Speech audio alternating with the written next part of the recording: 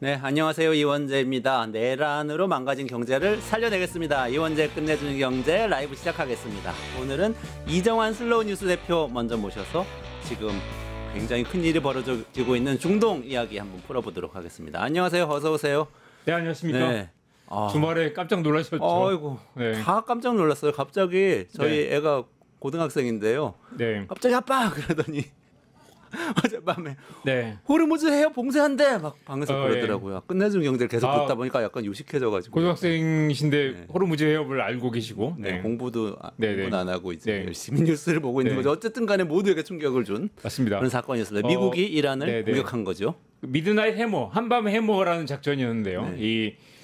이란 현지 시간으로 22시, 그러니까 일요일 오전 2시니까 미국은 토요일 저녁이었습니다.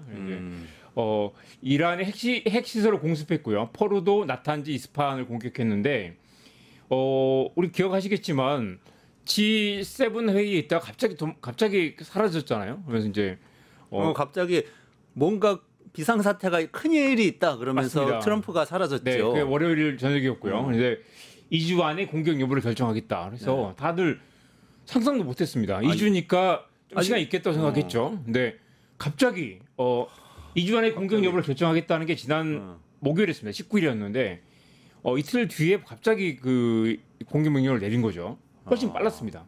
지금 그림 보시면 이게 이제 이 포르도의 네, 그러니까 포르도, 나탄즈, 에스파한 세 군데를 공격했는데 포르도가 가장 이제 우라늄 농축 시설이 많은 곳입니다. 그래서 이제 이 척수라고 불리는 가장 핵심 지역인데 보시면 여기 이제 6개 구멍이 있습니다. 여기 사진 한번 볼까요? 거기 구멍 그러니까 지금 그 벙커바스터라는 그 폭탄을 가지고 와서 떨어뜨려서 구멍이 현장에 났죠. 60m까지 뚫고 있다는 그 폭탄을 무려 1.3톤의 이런 그 폭탄을 쏟아부었는데 6개를 쏟아부은 거죠. 그런데 이제 이게 지도에 구멍이 이제 보이네요. 보면 이제 위에 3개, 아래 3개가 있는데 이게 과연 이제 실제로 뚫고 들어가서 실제 그 우라늄 농축 시설을 보셨는가? 여전히 논란이 좀 있습니다. 그런데 워낙 깊이 있기 때문에 그리고 이게 아무리 이 높은 곳에서 쏟아부었다고 한들 여전히 이제 이게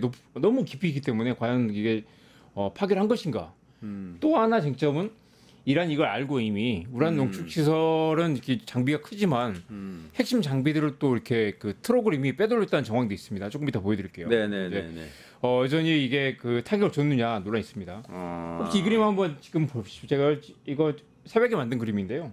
직접 만드신 거예요? 15km 고도에서 투하해서 무게가 13.5톤인데 1.3톤이 아니라 13.5톤이네요. 이 길이만 6m에 이르는 그 포탄을 6발을 쏟아부었는데 쭉 내려보겠습니다. 이게 이제 그 지상 지표고요. 쭉 내려가서 10m, 20m, 30m, 40m, 50m, 60m까지 넘어서 61m까지 뚫고 들어갈 수 있는데 지금 이 시설은 더 들어가서 핵시설은 그 밑에 있는 거예요. 79에서 110m까지 깊이로 추정이 됩니다. 그러니까 모르는 거죠, 여전히. 그러면 같은 장소에 2개가 떨어져야 이게 파괴가 2개, 3개까지 쏟아부었는데 사실 이게 이제 보시면 그림 보시듯이 같은 이 구멍으로 들어가서 얼마나 깊이 들어갔느냐 아니면 사실 3개를 쏟아부어도 아니 다른 구멍이면 이게 얼마나 충돌이 있을지 모르죠. 그러네요. 다른 구멍으로 들어가면 사실 이 벙커버스터란 폭탄을 터뜨린 게 처음입니다. 개발도 이미 미국에만 있는 포탄이고 이걸 한 번도 터뜨려 본 게 처음이기 때문에 물론 실험을 해봤겠지만 처음이고 이게 60m가 아니라 실전에선 처음이다. 실전에 처음이고 79에서 110m로 가는데 일부 IAEA 이제 원자력 기구에서는 800m일 수도 있다. 잘 모르는 거죠. 그렇기 때문에 이게 이제 보시면 이게 벙커버스터 61m에서 훨씬 더 들어가서 밑에 있는데 이게 도대체 어디인지는 모르는 겁니다. 몰라서 90m 실제로 그러면 파괴가 됐는지를 아직은 확인 안 된 상태인가요? 보시면 이제 일부 영상에서는 연기 났다라는 것도 있지만 방사능이 누출되지 않았다는 게 지금 현재까지 확인된 팩트이고요. 물론 아주 깊은 곳이 있기 때문에 방사능이 누출되지 않을 수도 있죠. 그렇지만 아직까지는 이게 파괴된지 안 했는지 모른다라는 게 정확한 사실 같습니다. 그리고 굉장히 깊은 곳에 있는 데다가 제가 그림을 이렇게 더 보여드릴게요. 이게 지금 이제 아까 보여드린 것처럼 이게 지금 이제 이쪽에 6개, 아래쪽에 6개 작은 구멍이 있습니다. 작은 구멍이 3개씩 지금 자, 한번 또 6개 보여드릴까요? 네네. 그러네요. 아. 이게 지금 3개 위에 3개인데요. 네. 안 보이네요. 자, 이게 그 구멍 3개인데요. 3개가 이제 지금 위에 3개, 아래 3개가 있는데 이것만으로 과연 이게 지금 구멍이 났다는 것만 보이지? 네. 100m 밑에 있는 그 핵시대를 파괴되는지 확인할 수가 없다. 확인할 수가 없네. 그리고 더 놀라운 건 이겁니다. 이 다음 그림을 보시면 이 그림에서 지금 이거는 트럭들이 자동차들이 줄지어 지금 이건 어제 폭격 하루 전 사진입니다. 하루 전 사진인데 민간 이제 싱크탱크 멜버리 대학교에서 이제 그 위성 사진을 얻어서 찍은 사진인데 네. 멜버리 대학 교수가 공개한 사진이기 때문에 저작권 문제는 없는 것 같습니다. 네. 보면 이제 트럭들이 줄지어 서 있고요. 폭격 하루 전에 어떻게 알았는지 어떤지 모르겠지만 이미 가서 이거 뭔가 장비를 끌어내는 장면이 이미 그 위성 사진이 잡혀 있습니다. 그래서 폭격한 그 시설에 네. 이란의 트럭들이 잔뜩 가서 뭔가 싣고 나오는 장면이 위성 사진에 장면인데, 포착됐다. 네네. 그러면 이미 그러니까 이미 맞습니다. 무기를 그러니까 치워놓은 거 원심 아니냐? 분리기를 다 장비를 두고 나지 못했지만 이미 순도가 굉장히 높은 우라늄 농축된 그 우라늄을 이미 빼돌렸을 가능성이 높다는 거고요. 이게 보니까 이 사진은 이제 이미 그 21일 하루 전 사진이죠. 이것도 보면 트럭들이 굉장히 많이 왔다 갔다 하는데 그 다음날 사진 더 놀랍습니다. 다음날 사진은 이제 이미 사진이 없네. 다음날 사진은 이미 다 빠져나가고 네. 다 그 흙으로 덮어서 이제 그 은폐한 그 다음에 폭격을 했기 때문에 이미 우라늄 농축 시설을 폭격했다는 게 의미가 없다. 그리고 폭격한 전후 사진을 보면 이미 방사능에 노출되지 않았다라는 이야기들이 계속 나오고 있습니다. 그러니까 아까 위에 사진 보면 트럭들이 막 왔다 갔다 하는데 그 옆에 뭐 시설도 보이고 그러는데 네네네. 아래 사진은 흙으로 다 덮어놓아서 맞습니다, 잘 시설들이 안 보이는 다 그런 빼돌리고 사진. 덮고 난 다음에 그리고 사실 그런 이제 관측도 나오는데요. 지금 이게 프로도나 몇 군데 이스파한이나 몇 군데 시설이 이란이 핵 확산 금지 조약에 가입하고 난 다음에 공개한 시설이잖아요. 네네. 우리가 이런 데서 영변에 핵시설 하고 있다라는 공개한 시설인데 북한처럼. 네. 그런데 이게 이제 공식적으로 이제 우리가 이렇게 국제적인 규약을 따르고 있다는 걸 보여주는 시설이고 또 따로 비밀리에 하고 있는 시설이 있는데 그건 공개하지 않았다는 거죠. 네. 그런데 이 시설만 폭격을 하고 나머지 진짜 다른 시설은 알 수가 없다. 아직도 여전히 얘기하고 있습니다. 더 중요한 시설이 있을 수도 있는데 네네. 그게 폭격이 됐는지는 그렇죠. 확인되지 않는다. 그러니까 사실 결국 이거는 어차피 공개가 되지 않고 이란이 핵 확산 금지 조약을 따르느냐 마느냐 북한하고 비슷한 상황인데요. 네. 이제 북한도 사실은 보면 지난 30년 동안 계속 은밀하게 그걸 계속 그렇죠. 국제 감시를 피해서 개발을 네. 하지 않았습니까? 엄청난 감식이 있었는데 개발했는데 이란도 그걸 피해서 개발했고 그걸 지금 이제 이란이 공개한 시설만 폭격을 했기 때문에 네.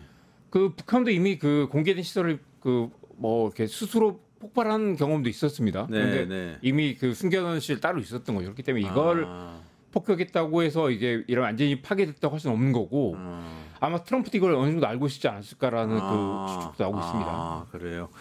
지금 근데 네.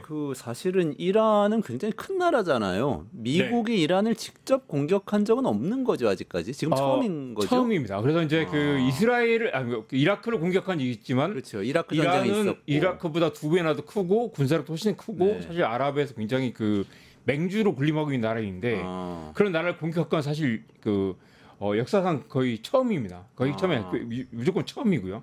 네. 한 번도 이란과 정면 대결을 벌이지 않았던 게 첫 번째 포인트. 두 번째는 이란이 사실 또 지금은 이제 이스라엘과 대립하면서 그 대리인들 많이 내세웠죠. 그래서 후티 반군이나 헤즈볼라 같은 이제 그런 네네네, 레바논의 네. 반군들 우호적인 직접 싸우지 않으면서 네네네.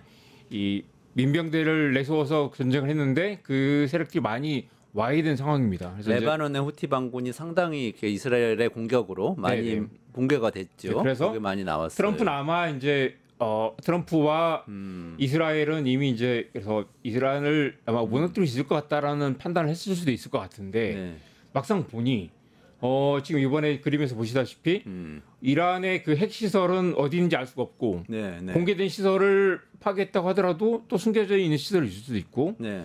더 최근에 이제 지금 이 사고 이후에 이 이제 폭격 이후에 또 화제가 되는 건 이 군사력으로 이걸 과연 무너뜨릴 수 있을까? 이란을.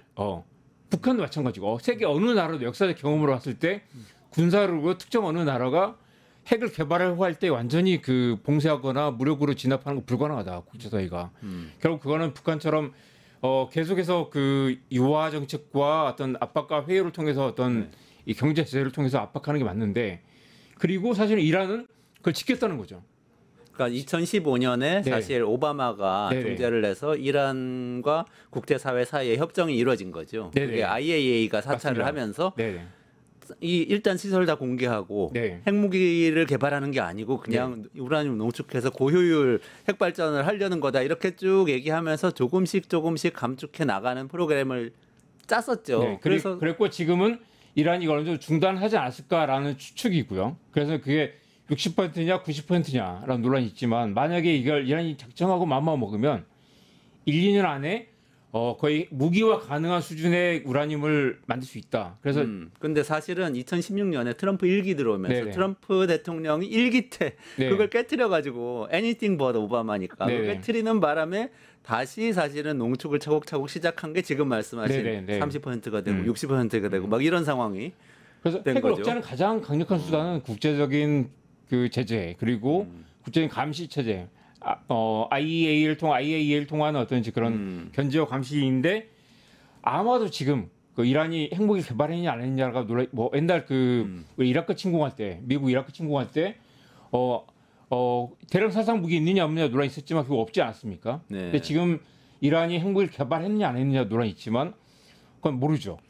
봐야겠지만 지금 이제 이란이 만약 이번에 그 결과와 무관하게 이번에 이 폭격을 했기 때문에 이런 작정하고 이제 핵무기를 개발하고 마음을 먹으면 오히려 얼마든지 빨리 수 있는, 개발할 수도 예. 있다. 근데 사실은 이거 폭격 얼마 전에도 미국 네. 당국에서도 이란이 핵무기를 개발했다는 확정적인 얘기를 한 사람은 없었어요. 오히려 뭐 네. 지금 말씀하신 것처럼 네. 지금보다 뭐 한 몇 년이 지나면 개발할 수 있다. 몇 달이 지나면 개발할 수 있다. 이런 얘기는 있었지만 그 예전에 네. 왜 그 미국이 이라크 공격했을 때 조지 부시 대통령 음. 때죠. 그때는 사실 그 매스 디스트럭션 할 수 있는 대량 살상 무기가 있다. 네. 막 의회에서 얘기하고 막 그러면서 부시 대통령이 그걸 받아서 쳐들어가는 뭐 그런 모습을 취했는데 이번엔 그런 모습이 없었어요. 그래서 사실은 이번에 나온 얘기가 최소한의 빌드업 과정도 없었다. 그때는 이제 대량 살상 무기 있다는 확실한 증거가 있다라고 하고 유엔을 설득하기도 하고 세계적으로 이제 이게 굉장히 위협이 있기 때문에 우리가 공격해야 된다라는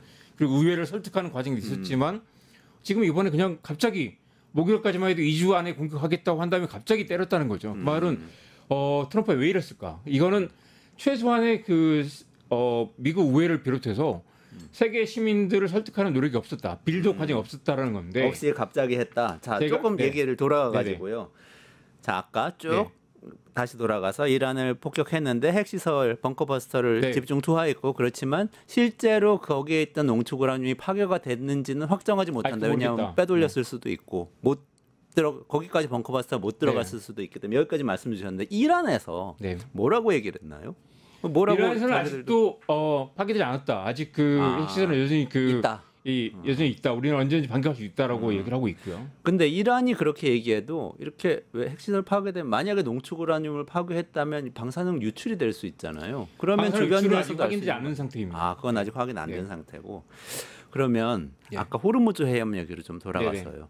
좋습니다. 그럼 핵시설이 파괴 안 됐을 수도 있어. 다시 개발할 수도 있고 뭐 그것도 있지만 지금 관심사는 이란 의회에서 호르무즈 해협 폐쇄를 의결을 했다고. 그거 우리 애가 막 소리쳐서 얘기를 해줬거든요. 근데 거기에 대한 답을 해주시면 좋을 것 같아요. 증시에서도 엄청 관심이에요. 해협을 폐쇄하는 게 쉽진 않을 거다라는 지적이 어제 오늘 또 나오고 있죠. 그래서 이제 선언을 했고 이란 의회가 의결을 하더라도 이게 또 한 나라만의 문제가 아니라 이 사우디아라비아와 쿠웨이트 등 세계 최대 산유국들이 모여 있는 그 전 세계 원유 물동량의 80% 이상을 차지하는 그 해협이지 않습니까? 그래서 원유의 25%, LNG의 20%가 이곳을 지나기 때문에 가장 좁은 게 33km 폭인데 이곳을 과연 이란이 그 이 통제할 수 있을까? 33km. 네네.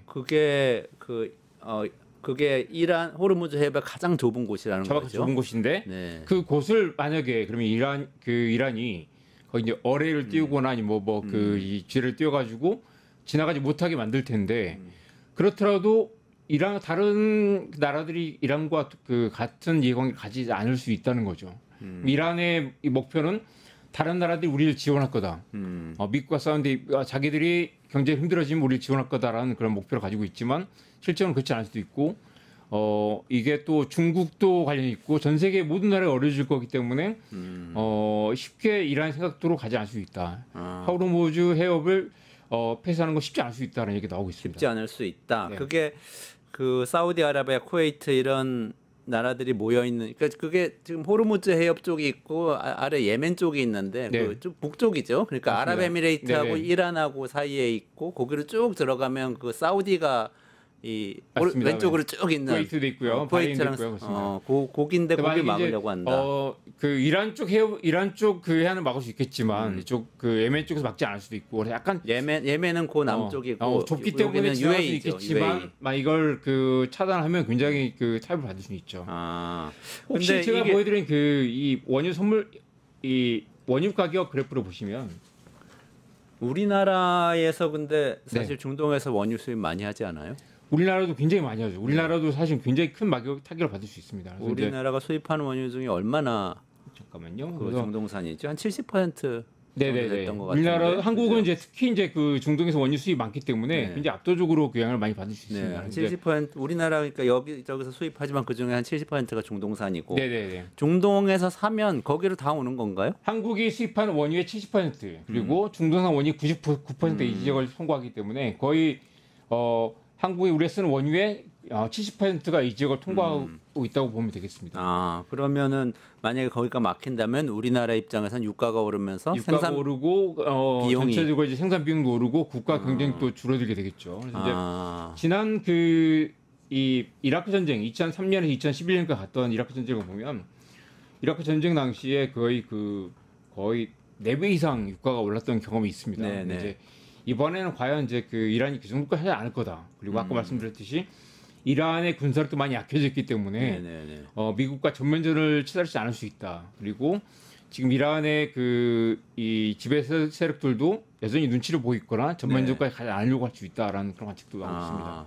그 산업연구원 분석했던 거 보니까 네. 그 제조업 서비스업 생산 비용이 만약 호르무즈 해협이 봉쇄될 경우에는 제조업은 5.2%, 서비스업은 1.4% 정도 줄어들 수 있다고. 그거 엄청 큰 거예요. 비용이 늘어난다는 거죠. 그렇습니다. 네. 예, 비용이 그만큼 늘어난다는 거는 기업들 입장에서는 굉장한 비상사태인 것인데 그래도 완전히 폐쇄할 가능성은 지금으로서는 높지 않다. 네네. 그렇게 말씀하셨고 오늘 또 급박하게 상황이 돌아갔던 것 같아요. 그리고 원심 분리기 같은 것들 여전히 보유하고 있을 가능성이 있다. 이런 보도가 그래서 아까 보여드렸던 것처럼 이란이 이미 그걸 빼돌렸을 가능성이 좀 있고요. 그리고 이제 그 미국 안에서 여러 가지 이제 그 반론들이 많이 나오고 있는데 제프리 루이스 국가학술원 위원회 위원 말 들어보면 이미 전략적으로 실패했다.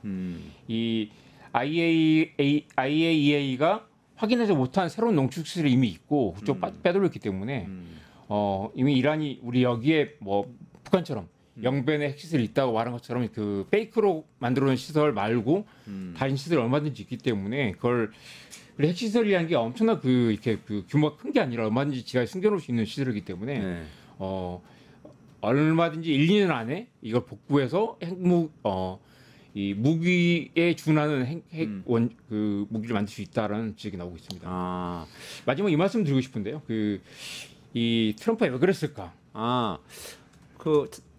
일단 트럼프가 왜 그랬을까? 그거 진짜 좀 궁금한데 어쨌든 네. 뭐 기습 비슷하게 네네. 이렇게 좀 합법성 가지고도 미국 내에서 논란이 많이 있더라고요. 원래 네네. 의회에서 선전 보고해야지 전쟁을 할 수 있는 건데 의회에서 승인 안 했는데 한 거 아니야? 민주당에서 이렇게 주장하기도 하는데 트럼프가 공격할 거란 거 아무도 몰랐던 것 같아요. 몰랐죠. 몰랐고 심지어 이미 B2 폭격기 날아가고 있던 시점에 트럼프는 금요일 오후에 자기 골프장에서 연습을 하고 있었어요. 골프를 치고 있었어요. 그리고 폭격 순간에요. 네. 그리고 펜타곤이나 백악관에서 알고 있던 사람이 많지 않았고 거의 그 정보도 없었죠. 그렇기 때문에 더 충격이 컸었는데 알고 보니 이 사건은 트럼프가 이걸 이제 지난주에 일주일 전에 그 네타냐후가 이란을 폭격을 했잖아요. 네네. 폭격을 하면서 이제 트럼프는 이미 그 집권하자마자 집권할 때부터 우리가 이걸 해결할 수 있다. 그리고 전임 대통령들을 전쟁광이라고 욕하면서 나는 이걸 전쟁이 아니라 협상으로 해결할 수 있다고 계속 얘기를 했어요. 근데 그런데 자기가 지금 전쟁을 더 큰 전쟁을 벌인 거잖아요. 그런데 이제 그 과정에서 중요한 것들은 네타냐후가 트럼프를 패싱했다라는 논란이 있었죠. 그러니까 트럼프와 협상하지 않고 이미 폭격을 저질렀고 트럼프는 이거 알지 못했느냐라는 비난이 있었고 심지어 마가 그러니까 이제 트럼프의 핵심 지지층에서도 왜 트럼프 이걸 몰랐느냐.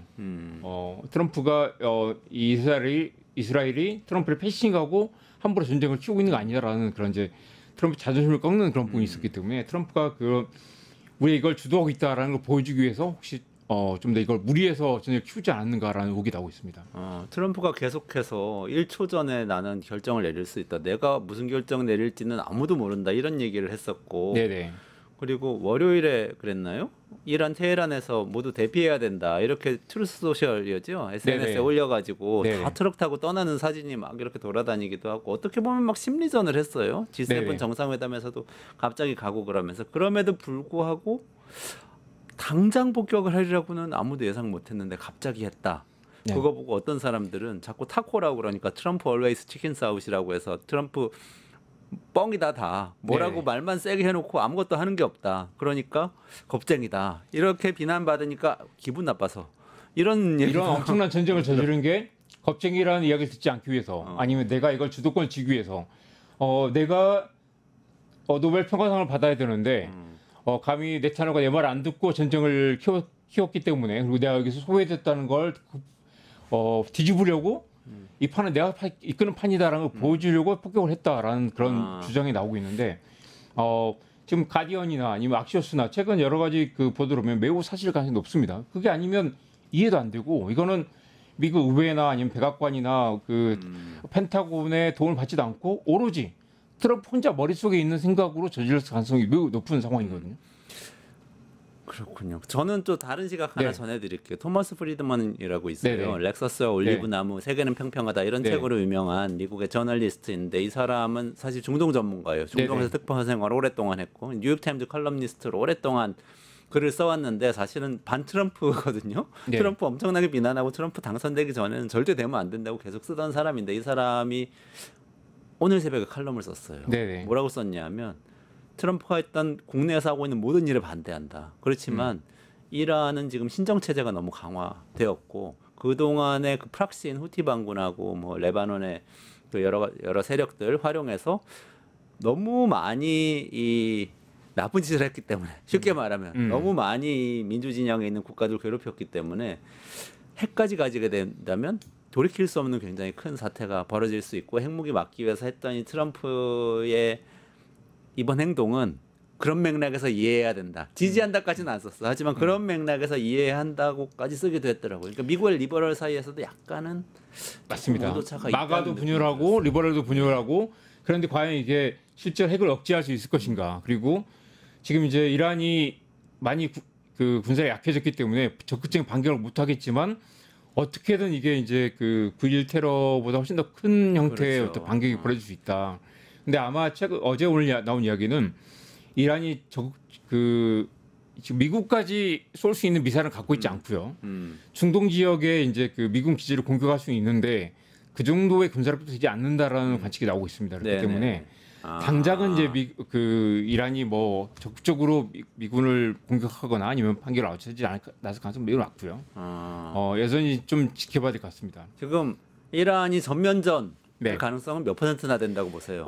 오늘 다른 이제 전문가들 스크린 많이 하셨죠. 삼성증권 그 그림 한번 보여주시죠. 그 단기 분쟁 종료가 40이 50. 그러니까 삼성증권 매우 이거 낮게 절반 정도 네, 이걸 확률로 낮게 보는 단기에 거죠. 끝날 일이다. 그리고 이란 항복이나 종전이 20, 30. 그러니까 거의 80%는 대충 잘 끝날 거다. 당장 오늘 주가도 많이 반등을 했잖아요. 그래서 주가가 쭉 네. 빠지다가 다시 반등해서 네네. 사실은 거의 네. 회복됐죠. 네. 네. 이란이 전면전으로 갈 가능성은 10%밖에 되지 않고 장기전으로 지속될 가능성은 20% 정도다. 그러니까 대략 보면 위험은 30% 정도. 그리고 70% 정도는 지금 정도의 상황 그리고 어느 정도 관리가 하는 수준에서 갈 수 있다. 이게 그러니까 과거 이라크 전쟁보다 훨씬 더 그 지금 이란이 좀 위축돼 있는 상황이기 때문에 그리고 현상 유지가 네. 아니고 네. 만약에 이 단기 분쟁 종료 다음에 협상이 이 절반이라고 그러면 이건 지금보다 더 진전된 거잖아요. 네네. 그리고 이란의 항복은 뭐 완전히 확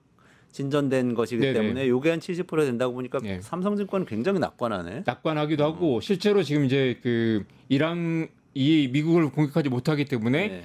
이스라엘에 지금 포격을 쏟아붓고 있잖아요. 근데 이스라엘과 이란이 서로 지금 포탄이 떨어져 가고 있는 상황이라서 20일을 버티지 못할 거다라는 얘기도 나오고 있습니다. 아, 그렇군요. 마가가 분열하고 있어요? 트럼프의 지지 세력. 그러니까 네, 트럼프가 마가도- 여기서 네. 물러날 가능성은 이란이 저항해서 물러날 수도 있지만 국내 정치에서 막 지지율이 빠지면은 그렇습니다. 다시 흔들릴 수 있잖아요. 이 폭격하기 전날 이제 그 스티브 배넌이라고 마가의 이제 그 핵심 지도자라는 사람을 만났는데 만났고 이제 뭐 근데 이제 트럼프가? 네네 트럼프 만났는데 스티브 배넌은 이제 미국 국민 대다수 이 일에 개입하고 싶지 않는다라고 이야기를 했고 마가도 그래서 굉장히 지금 불편한 상태인 거죠. 그래서 트럼프가 전쟁을 하지 않는다.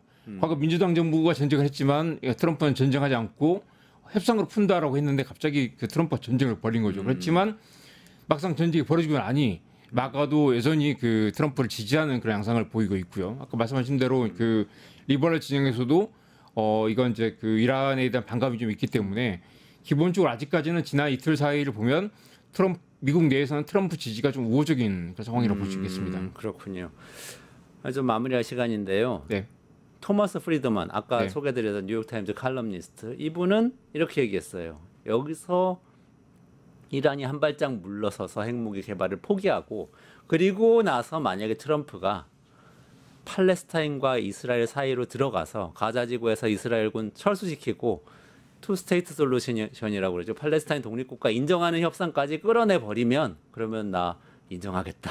이렇게 얘기했더라고요. 저도 그렇게 되면 좋겠는데 그게 삼성증권 시나리오에도 많이 네. 들어가 있는 것 같기도 하지만 아직은 불안합니다. 계속 좀 지켜보시면서 끝내주는 경제에서 분석해 드리겠습니다.